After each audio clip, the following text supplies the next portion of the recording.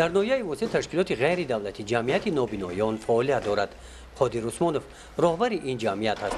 حجره کاری راهبر جمعیت نابینایان در بینای کینوتئاتر ناحیوی واقع گشته است. حجره تعمیر طلب است.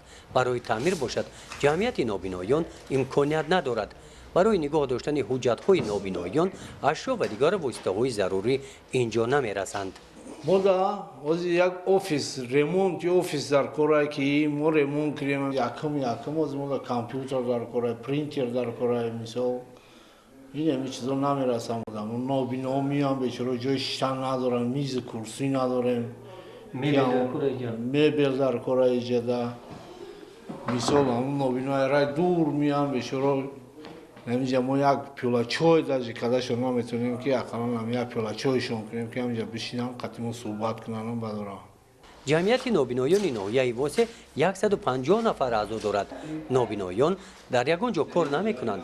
قادر عثمانوف میگوید که در تامین واسطه‌های استحصالات اگر سخاوتمندان با جمعیت نابینایان ناحیه واسه کمک رسانند، نابینایان از عهده کار برآمده میتوانند و آنها به جای کار تامین می‌گردند.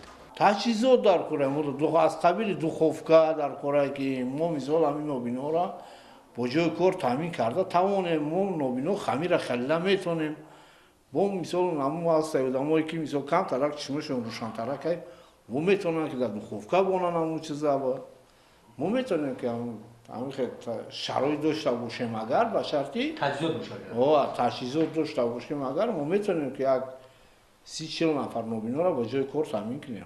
مشکلات دیگری نابینایان آذوقه می باشد. برای گذراندن فصل زمستان آنها به مواد آذوقه احتیاج دارند. سراغ جمعیت نابینایان ناحیه واسه بینای کینوتئاتری به نام شاهین ناحیه واسه است.